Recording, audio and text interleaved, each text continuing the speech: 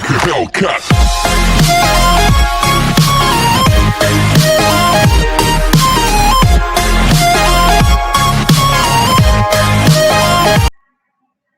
Ok, entonces hoy continuaremos hablando de las plantas angiospermas, pero nos corresponde hablar de la reproducción asexual.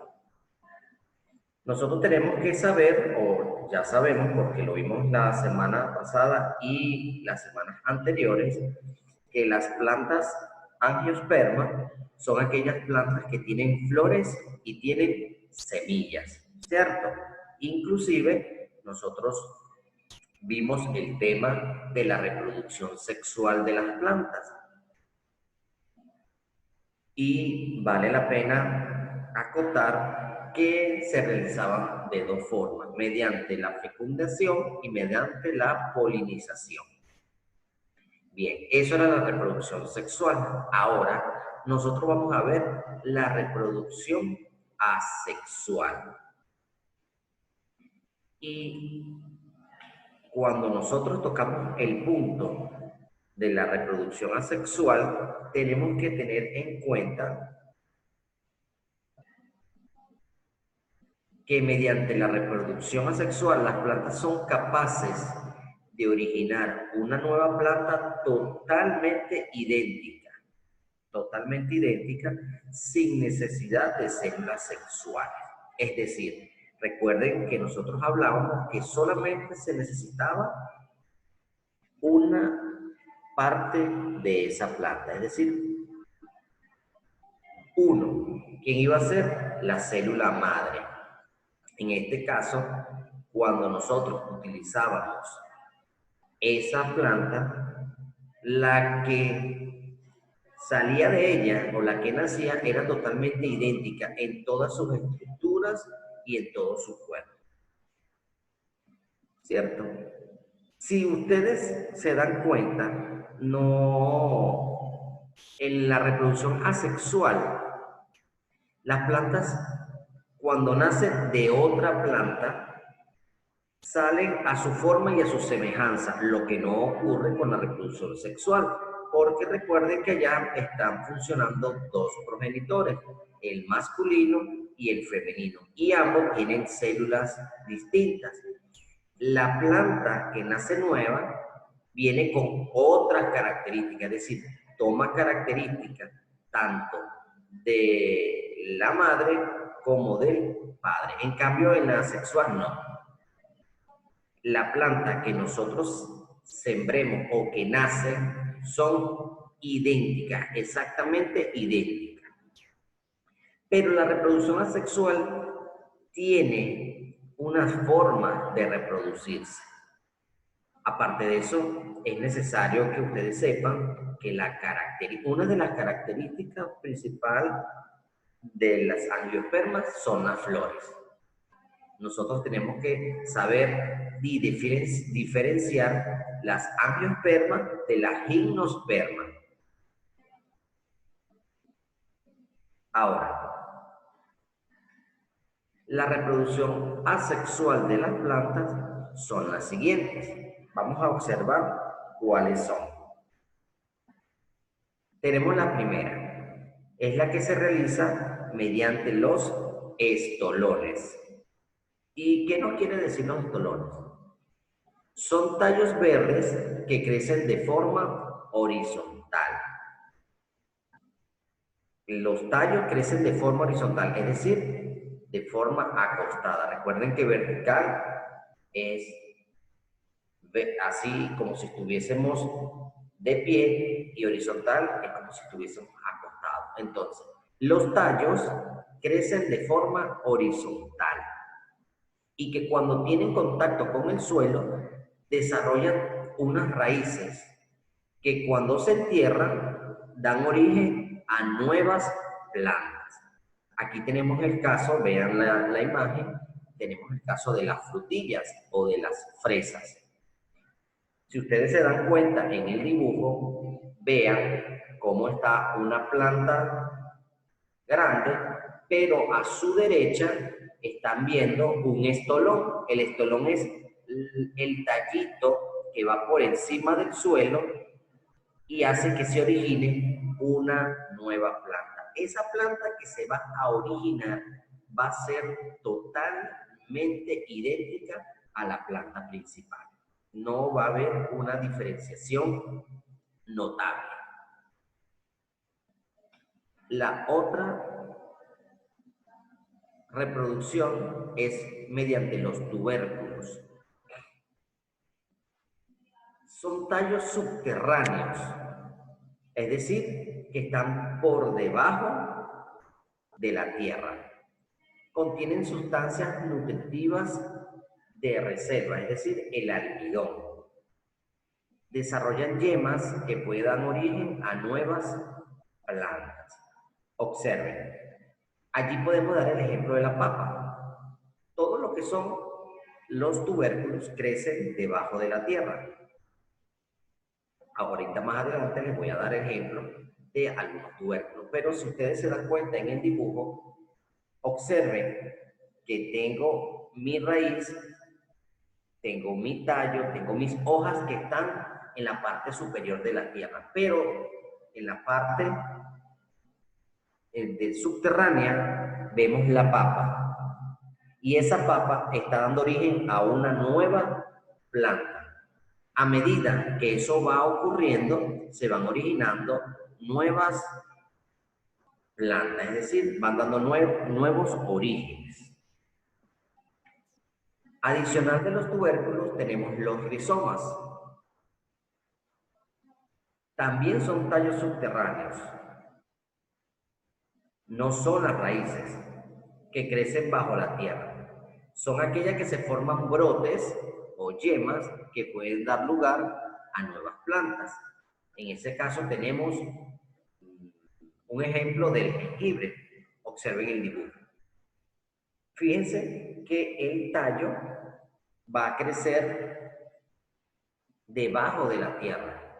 Se va a formar también de forma horizontal, como el caso de los estolones, y de los brotes o de las yemas van a dar lugar a nuevas plantas.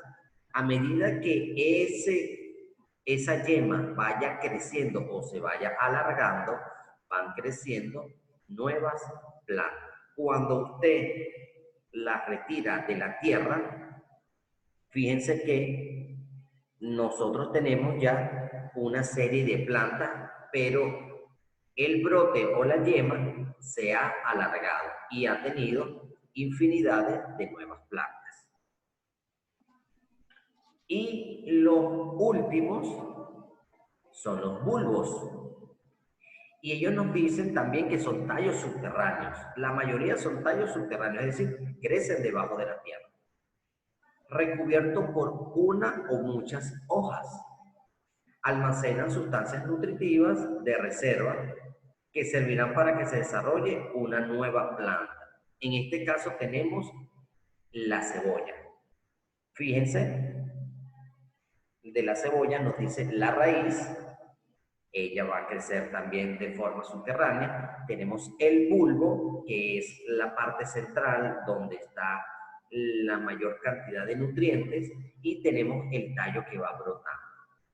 El tallo que brota de la cebolla es como la cebolla en rama. Ustedes la han visto, que es blanca y cuando se va alargando se viene desprendiendo una ramita también, pero de color verde. Estos 4 tipos de reproducción asexual de las plantas son la forma natural de cómo ellas se reproducen. Hay también una forma artificial, que luego las veremos, pero estos son los 4 tipos. Adicional a eso, de estos ejemplos que yo tengo de los estolones, de los tubérculos, de los rizomas y de los bulbos, yo les voy a mencionar algún otro tipo de ejemplos de cada uno. Observen. Por ejemplo, de los estolones, aparte de lo que acabamos de ver, tenemos la grama o el césped. Fíjense que la grama o el césped va creciendo Lo que ven ustedes que está tomando la mano es el estolón. Y fíjense que de cada estolón va creciendo una nueva planta. Es como si tuviésemos una cadena y de cada eslabón de la cadena se va o va brotando una nueva planta. Eso es la grama. Pero también tenemos la planta de menta. La planta de menta también, fíjense que los estolones son como los brazos, como un bracito, y de cada bracito van brotando nuevas plantas. Y tenemos la violeta, la planta violeta. Fíjense el estolón y ya de allí han brotado nuevas plantas. Esos son tres ejemplos aparte del que ya habíamos visto. Ahora tenemos ejemplos de rizomas. Tenemos el jengibre. El jengibre crece, fíjense que su bulbo o su yema se va alargando de forma horizontal y a partir de ella van creciendo nuevas plantas. Al igual que el jengibre, tengo los lirios, que son plantas que también son un estilo de rizomas. Y tengo el bambú que es muy conocido, también crece de la misma forma. El bambú es un rizoma. No se comen los pandas, ¿verdad? Exacto. Ahora, aparte de los rizomas, tengo los bulbos. El ajo. Al igual que la cebolla, el ajo también es un bulbo. Fíjense que, ¿por qué decimos que es un bulbo? Porque esa parte ovalada que está en el centro es el bulbo de la fruta como tal. Fíjense que hacia abajo crecen las raíces y hacia arriba crecen las hojas o los tallos. Y tenemos los tulipanes. Los tulipanes también crecen de la misma manera que el ajo y la cebolla. Si nosotros tomamos, si nosotros tomamos un ajo, una cebolla o un tulipán y lo colocamos en un recipiente con agua que solamente medio toque la parte posterior, ustedes van a ver que ella va a germinar y van a producir nuevas plantas. En el caso de los tulipanes, observen que ella ya tiene, están creciendo, están brotando sus tallos, ya tienen sus hojas y fíjense que dio unas flores. Quiere decir que ya ese tulipán está en una edad avanzada, es decir, ya floreció. Cuando florece, es decir, que ya pudo completar su ciclo. Ahora falta que se realicen los demás ciclos para poder crecer. Y tenemos los tubérculos. Los tubérculos son la mayoría de los que crecen debajo de la tierra. Si ustedes observan los anteriores, los tallos, las ramas, las hojas van hacia arriba. En cambio, los tubérculos crecen hacia abajo. La zanahoria crece de forma subterránea. Solamente brotan lo que es las hojas y las flores, pero el fruto va creciendo por debajo de la tierra. La remolacha también es un tubérculo, crece de la misma forma que la zanahoria. La yuca también.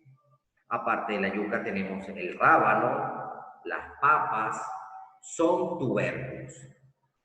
Fíjense, ¿cuánto tiempo para que nosotros podamos tener en cuenta cuando la cosecha de alguno de estos tubérculos está listo? Bueno, eso más o menos toma alrededor de mes y medio a 3 meses, dependiendo del tipo de tubérculo que nosotros estemos cosechando.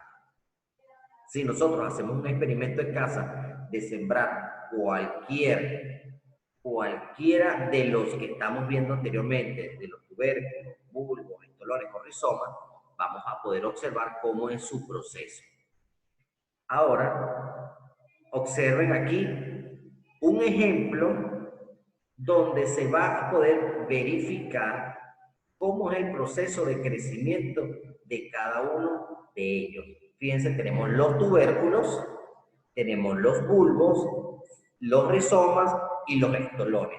Los estolones y los rizomas son algo parecido.